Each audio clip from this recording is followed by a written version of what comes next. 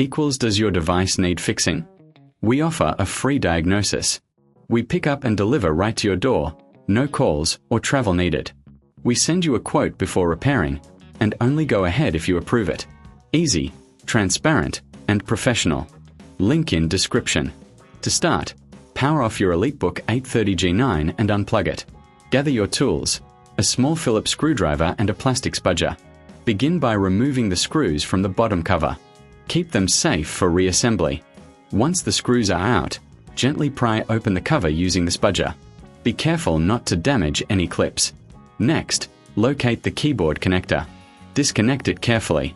Now, remove the screws securing the keyboard. Lift the keyboard gently from the top edge and flip it over. Clean any dust or debris from the internal components. This is a great time for a thorough internal clean. Before installing the new keyboard, inspect the area for any damage. If everything looks good, connect the new keyboard to the motherboard. Secure it with the screws you removed earlier. Replace the bottom cover and screw it back in place. For a hassle-free experience, consider our professional diagnosis without obligation.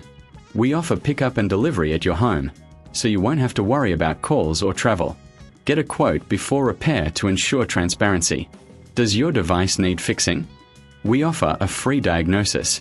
We pick up and deliver right to your door, no calls or travel needed. We send you a quote before repairing, and only go ahead if you approve it. Easy, transparent, and professional. Link in description.